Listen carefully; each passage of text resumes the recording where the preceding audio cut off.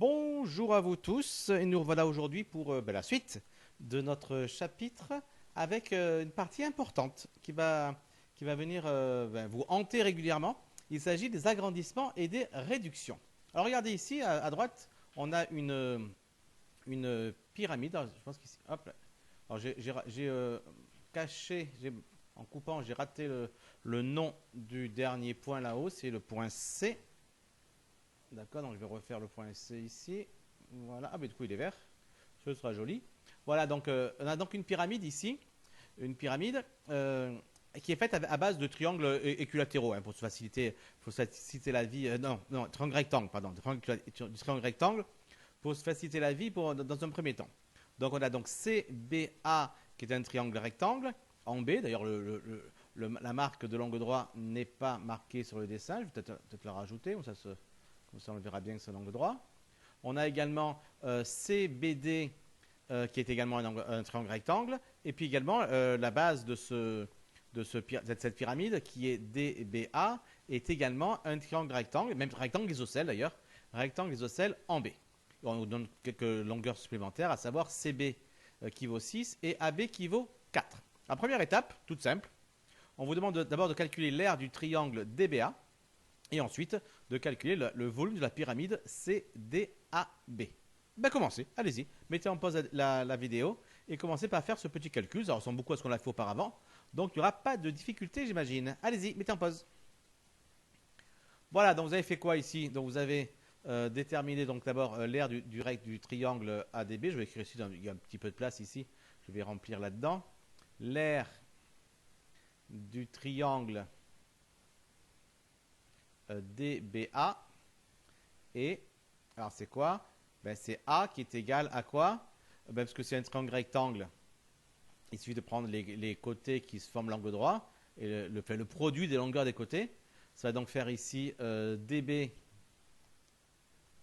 multiplié par AB sur 2.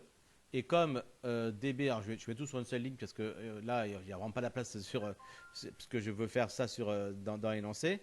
DB et AB, ben, c'est 4 tous les deux parce que c'est un triangle isocèle. Donc 4 fois 4 sur 2, ce qui fait 8. Tout en centimètres, oui, donc 8 cm carrés.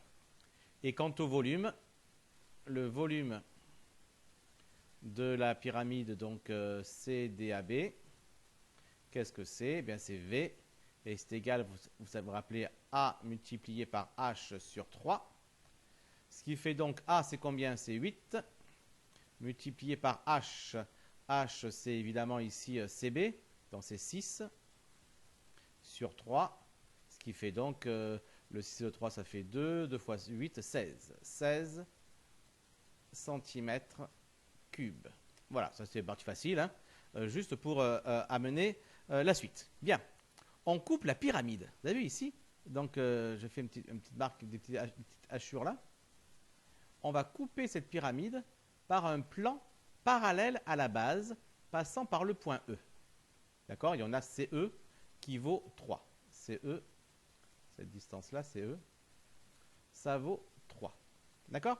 On coupe cette pyramide comme si on prenait une scie en fait, et on coupe à l'endroit du point E, de sorte que le plan de coupe, la coupe qu'on va faire soit parallèle à la base de la pyramide. D'accord? Eh bien, la petite pyramide qu'on obtient, si on enlève, eh bien, on remarque qu'elle c'est exactement la même forme que la grande pyramide, mais plus petite.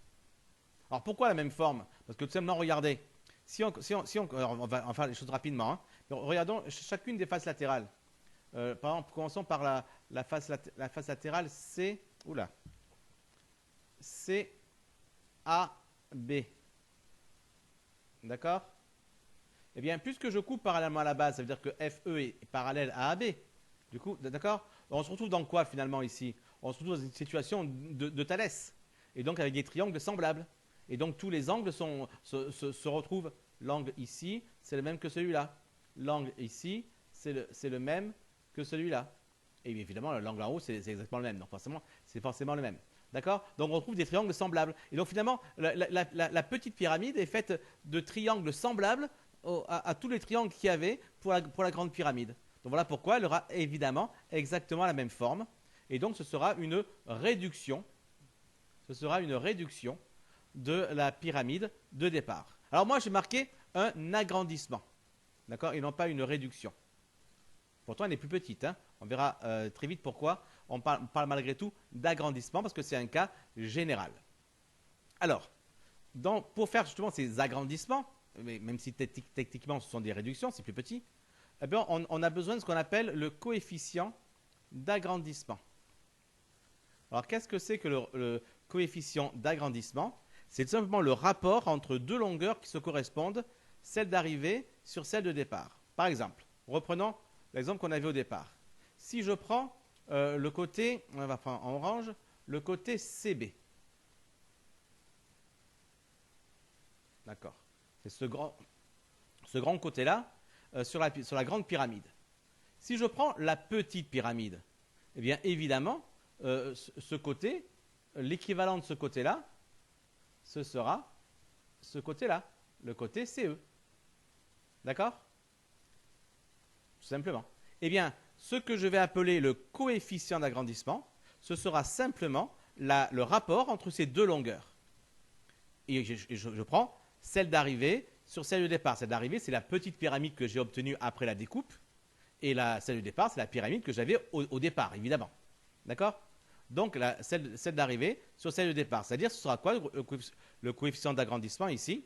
Ce sera CE sur CB. Alors, pourquoi est-ce que c'est intéressant ce rapport d'agrandissement?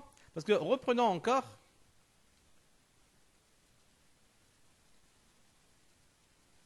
ici. D'accord? Reprenons ça. Toujours avec la parallèle ici. Mais je suis exactement toujours dans une configuration de Thalès. Je veux dire que CE sur CB, par Thalès, c'est égal à CF sur CA. C'est-à-dire que si je prends d'autres longueurs qui vont se correspondre, eh bien, je vais retrouver le même rapport par Thalès. D'accord? Mais est-ce que je pourrais les prendre dans d'autres triangles? Ben oui, également, parce que regardez, si je m'intéresse à ce triangle-là, que je fais en orange maintenant. D'accord? Bon, lui, voilà, ça en barre, ça, voilà, reste comme ça. Avec ça ici. Ces deux droites-là sont parallèles également. Donc, par la même chose, par Thalès, on va avoir CF sur CA, qui sera égal aussi à CG sur CD. D'accord? Et donc, du coup, CG sur CD sera égal aussi hop là, à CE sur CB. Voilà, ce sont ces deux-là en fait, qui restent égales, même s'ils ne sont pas dans le même triangle. Et bien sûr, on pourrait faire pareil pour n'importe quelle longueur. Donc, ce coefficient d'agrandissement sera le même, quelles que soient les deux longueurs que je vais choisir, à partir du moment où elles se correspondent, par les théorèmes de Thalès successifs, eh bien, on arrive à prouver que ce sont toutes les mêmes. On prend n'importe quelle longueur qui se correspondent, même des longueurs comme ça, hein, même en prenant la longueur ici sur la longueur ici. Ça marchera aussi. Ce sera encore le même nombre, le même coefficient d'agrandissement, toujours par application du théorème, enfin de l'énoncé de Thalès. D'accord? Alors pourquoi est-ce qu'on parle d'agrandissement et non pas de réduction? Eh bien, tout simplement parce que ce coefficient d'agrandissement, là, je vais revenir en arrière. Voilà. Ce coefficient d'agrandissement, eh bien, il a deux possibilités. Soit il est plus grand que 1, soit il est plus petit que 1. S'il est plus petit que 1, eh bien, c'est le cas ici, il est inférieur à 1, on parle en réalité d'une réduction. Mais s'il est plus grand que 1, eh bien, on parle d'un vrai agrandissement. Car on peut aussi, mathématiquement, non seulement on peut couper, mais on peut aussi agrandir réellement les pyramides. D'accord? Donc, mais mathématiquement, ça reste la même chose. Il n'y a pas de différence de structure mathématique entre quand on réduit ou quand on agrandit une pyramide ou notre objet. Donc, voilà pourquoi on parlera toujours de l'agrandissement, en sachant bien sûr que lorsque le coefficient est inférieur à 1, ben on sait bien que ce sera une réduction, c'est plus petit que ce qu'on avait au départ, et si on a un coefficient plus grand que 1, dans ce cas, ça voudra dire qu'on a un vrai agrandissement, c'est-à-dire que ce qu'on a à l'arrivée est plus grand que ce qu'on avait au départ. Alors, pour commencer, vous allez calculer ces trois choses-là. Le coefficient d'agrandissement dont on a un peu parlé jusqu'à présent, vous allez le calculer réellement, voir à combien il est égal. Vous allez également calculer l'aire du triangle GEF et le volume de la pyramide CGFE. Et je fais apparaître la pyramide pour justement faciliter le travail. Allez-y les enfants, mettez en pause et faites ce travail. Alors, vous avez donc calculé le coefficient d'agrandissement, d'accord? Donc, vous avez donc pris deux longueurs qui se correspondaient et que l'on connaissait évidemment.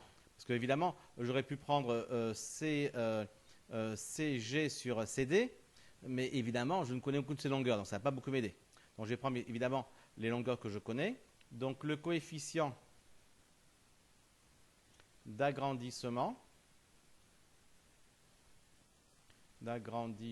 voilà. Et, alors on l'appelle souvent K. Voilà, on l'appelle souvent K. C'est pas obligatoire, hein, mais très souvent on l'appellera K.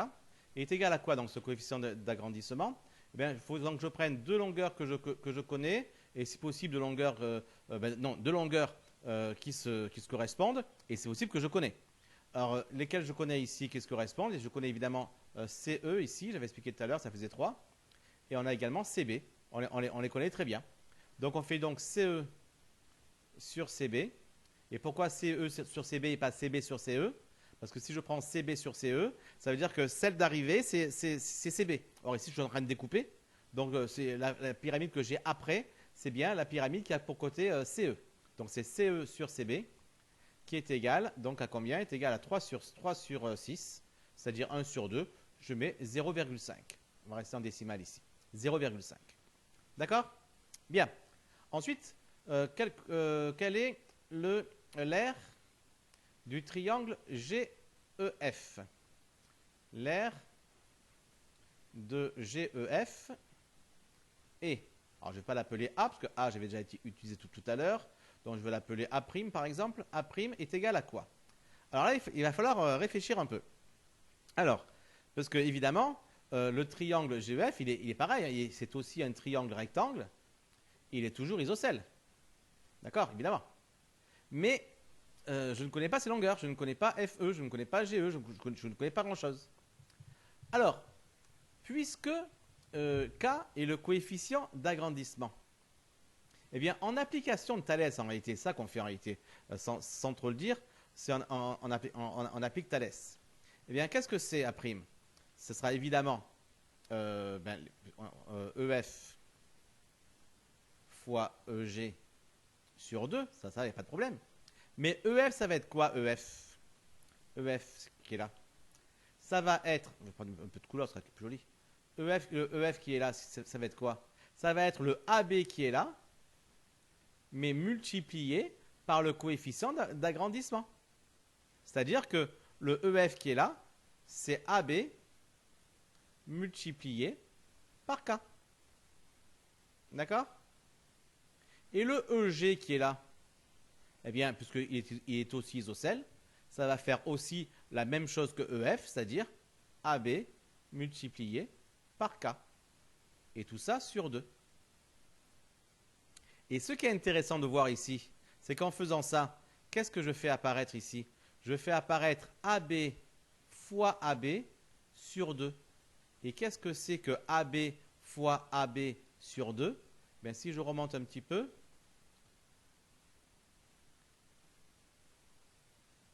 je n'ai pas écrit AB fois AB, mais j'ai écrit, c'est 4. Qu'est-ce qu'il me fait, lui? Voilà, il a un peu de mal parfois. C'est le 4 fois 4 sur 2, c'est-à-dire c'est A. D'accord? Ça veut donc dire que... Il veut tous bouger, là. Alors que je ne veux pas, moi, qu'il bouge. Donc, ça veut dire que le AB fois AB sur 2, qu'est-ce que c'est? C'est A. Et donc, c'est A qui est multiplié par... Mais par quoi?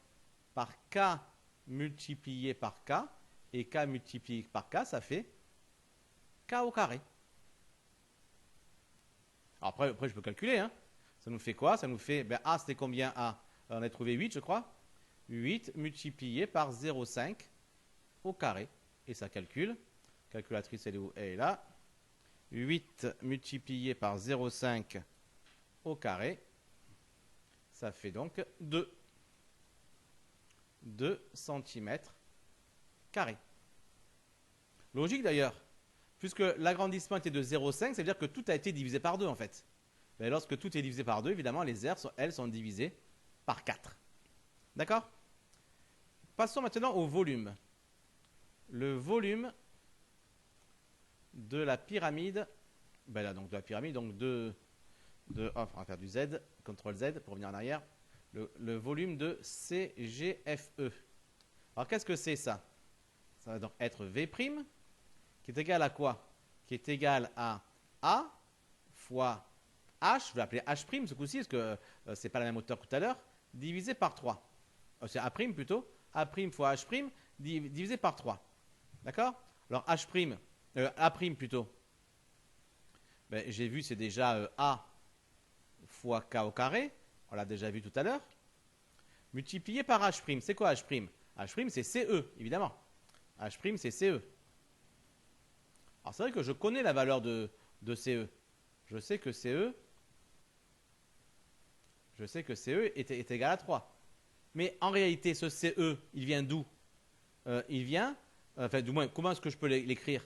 Je peux l'écrire aussi que c'est AB, CE, c'est égal à à CB, multiplié par K. De toute façon, il suffit de reprendre l'écriture qu'on a écrite ici pour déterminer K et de faire le produit en croix. On a CE égale CB fois K. Donc si je remplace le CE, donc le H', je vais marquer que c'est CE quand même pour que ce soit plus clair. Si je remplace le CE, non pas par sa valeur, mais par CB fois K, et comme évidemment CB, c'est ce que j'avais appelé H, c'est la hauteur de la pyramide. Qu'est-ce que je vois apparaître ici? Eh bien, je vois apparaître ici un A fois H sur 3. Et qu'est-ce que c'est justement que A fois H sur 3? Eh bien, c'est le volume de la première pyramide. Et ensuite, qu'est-ce que je vois? Je vois K au carré multiplié par K. Et K au carré multiplié par K, ça fait quoi? Eh bien, ça fait K au cube. Après, je peux calculer, évidemment. Hein. Ça me fait donc, c'était 16, je crois, pour le volume, multiplié par 0,8 à la puissance 3. Ce qui fait donc, je prends une calculatrice, 16 fois 0,5 à la puissance 3. Et là, et ça me fait 2. De quoi? 2 cm cubes. On est passé de 16 à 2. Là, tous les volumes ont été divisés par 8. D'accord? Eh bien, ça, c'est ce qu'on vient de quasiment prouver ici. C'est quelque chose de général. Et donc, la propriété qui est donnée est la suivante. C'est que pour un agrandissement de rapport K, quand on a un agrandissement de rapport K, comme on avait donc ici, eh bien, toutes les aires vont être multipliées par... Donc, toutes les longueurs déjà sont multipliées par K, mais ça c'est à peu près évident. Toutes les aires sont multipliées par K au carré et tous les volumes sont multipliés par K au cube. Ce qui veut dire qu'en réalité, maintenant qu'on connaît cette propriété, à partir du moment où on connaît les longueurs, les aires et les volumes de la pyramide de départ, ben on ne va surtout pas s'embêter à calculer les longueurs, les aires et les volumes de la pyramide d'arrivée. On va tout simplement prendre les longueurs, les aires, les volumes de départ et on va les multiplier par K au carré ou par K au cube, selon si ce sont des longueurs, des aires ou des volumes. D'accord? Donc notez bien cette propriété, essentielle pour la suite. Et bien sûr, tout le monde a remarqué que ceci, c'est des conséquences de Thalès. Hein. Ça, ce sont que des conséquences de Thalès.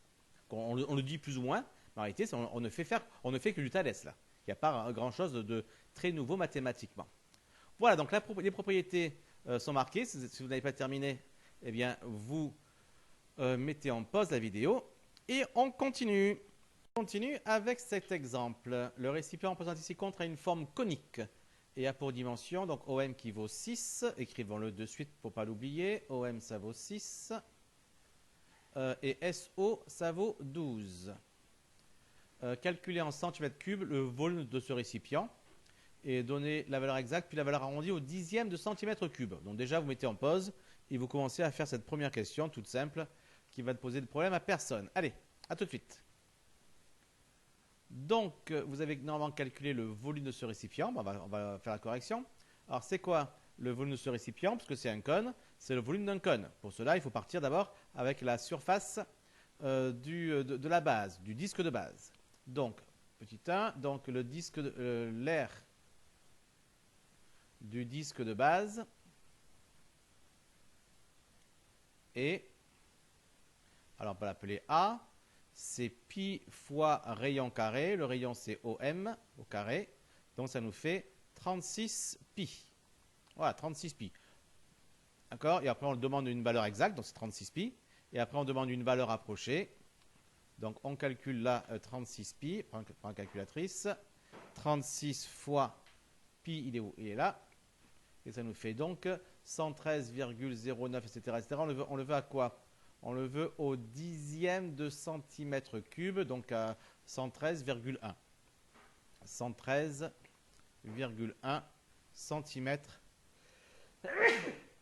centimètre cube. Ensuite, on a quoi ensuite? C'est fini pour la question petit. Non, enfin non. Là, on a que. Non, je fais n'importe quoi. On était en train de faire les airs là. Donc centimètre carré. Et de toute façon, on s'en fiche parce que ce n'est pas ce qu'on demande pour l'instant. On demande le volume, donc la valeur approchée de l'air, en fait, tout le monde s'en fiche. On a donc maintenant l'air qui est 36 pi, voilà. Et on va donc maintenant calculer le volume du cône, qui est quoi? Qui est, on va appeler V. Alors c'est A multiplié par H. C'est quoi H ici? C'est quoi la hauteur? C'est SO. SO sur 3. Ce qui fait donc 36 pi fois 12 sur 3. Je calcule le 36 fois 12 sur 3. 36 fois 12 sur 3. Et ça me fait 144. Donc 144 pi. 144 pi. Voilà, là c'est ma valeur exacte du volume. 144 pi. Puisqu'on me demande également la valeur approchée, là réellement je fais le calcul, parce que franchement pour Potter il n'y avait vraiment pas besoin, 144 pi, et ça me fait donc 452,4, parce qu'il y a 3 et après il y a un 8 derrière, donc on va arrondir ça, ce V, donc je vais repasser en noir, V à peu près égal, on a dit combien? On a dit 452,4, 452,4 centimètres cubes. D'accord? Voilà donc pour la valeur approchée. Bien. On remplit d'eau ce récipient jusqu'au point O', tel que SO', dans cette distance-là, SO', soit égal à 4,5 cm. Le cône formé par l'eau est un agrandissement du cône initial. Agrandissement au sens mathématique. Hein. Évidemment, le cône ici est plus petit. D'ailleurs, faites attention, vous pourrez très bien tomber dans des cas où on vous parlera réellement d'une réduction. Et dans ce cas, le coefficient d'agrandissement, on vous dira encore que ça s'appelle le coefficient de réduction. Mathématiquement, je trouve que c'est faux. Mais néanmoins, ça se trouve, et même dans des livres de maths, et peut-être même dans des exercices que vous pouvez avoir un jour. Donc faites bien attention à ça. Pourquoi je trouve que c'est faux? Parce que c'est comme quand on dit une réduction de moins 20%. Non, la réduction est de 20%. C'est une augmentation de moins 20%, si on veut parler. Donc c'est une augmentation négative. Et là, c'est un agrandissement, plus petit que 1, donc ça correspond à une réduction. Donc voilà pourquoi mathématiquement, c'est un agrandissement, d'accord? Mais attention, il se peut que parfois, on vous parle de réduction. Il faudra le prendre comme le mot agrandissement. D'accord? Et faire le vrai coefficient, le coefficient d'agrandissement, même si eux l'appellent coefficient de réduction. D'accord? Bien. Je perds mon petit stylet, il est là, je l'ai retrouvé. Alors maintenant, une fois qu'on a fait ça, donc on a donc trouvé le petit cône qui est donc l'agrandissement, même s'il est plus petit que le cône initial, calculer le coefficient d'agrandissement. Alors le coefficient d'agrandissement, on sait ce que c'est. Hein. Il faut prendre deux longueurs qui se correspondent. Ben ici, le coefficient d'agrandissement, il est vraiment pas beau celui-là, et alors c'est K qui est égal à quoi? Eh ben, je vais prendre quoi comme longueur qui se correspondent? Ben, je vais prendre les deux hauteurs parce que je connais les deux. Je connais celle-ci, 12, et je connais celle-là, 4,5. D'ailleurs, je vais peut-être être un peu rapide là. Si vous n'avez pas, vous ne vous êtes pas mis en pause, ben, mettez-vous en pause maintenant. Comme ça, vous finissez l'exercice, la question 2 et la question 3. Là, je suis emporté par mes trucs, là, j'en ai trop fait. Allez, mettez en pause. Voilà. C'est mieux quand même si vous le faites vous. Voilà, vous avez mis en pause, vous l'avez fait, et vous revenez maintenant, c'est bien. Non, mais c'est pas rigolo sinon. Si vous faites que suivre une correction comme ça sur un écran, franchement, ça n'a aucun intérêt. Voilà, donc vous avez donc fait votre travail. Vous avez donc trouvé que K était donc égal à. Vous avez donc pris 4,5, parce que c'est, je dirais, la hauteur finale, divisé par 12, qui est la hauteur initiale. Vous avez pris votre calculatrice, vous avez calculé 4,5 sur 12, et vous avez trouvé 0,375. Voilà, 0, il faut mettre un peu en fraction aussi, hein, mais ça marche souvent en décimale. Ben, ça ne marche pas en décimale. Si on tombe sur un nombre qui n'est pas décimal, par exemple, si le 0,3333333, ben, dans ces conditions, évidemment, on restera en fraction. Mais si on peut rester en décimale, c'est pas plus mal ici. D'accord? Donc 0,375. Ça, c'est mon coefficient d'agrandissement. Déduire une valeur approchée du volume d'eau. Eh bien, puisque c'est un volume d'un nouveau cône, d'un cône agrandi, eh bien, je me rappelle que dans les propriétés que j'ai écrites, que je viens quasiment maintenant d'enlever, sauf la dernière, les volumes sont multipliés par k au cube. D'accord? Donc, on peut donc dire que le petit cône, je ne sais même pas écrire, je sais même pas écrire cône. Qu'est-ce qu'il me fait lui encore? Il m'enlève des trucs que je veux pas qu'il m'enlève. Bon, c'est pas grave. Le petit cône étant un agrandissement, au sens mathématique toujours, hein, si on met ça dans une phrase en français, ça veut rien dire, hein, parce qu'en français, un agrandissement, c'est vraiment quand c'est plus grand, d'accord? Mais mathématiquement, pas forcément. Le petit cône étant un agrandissement du cône initial,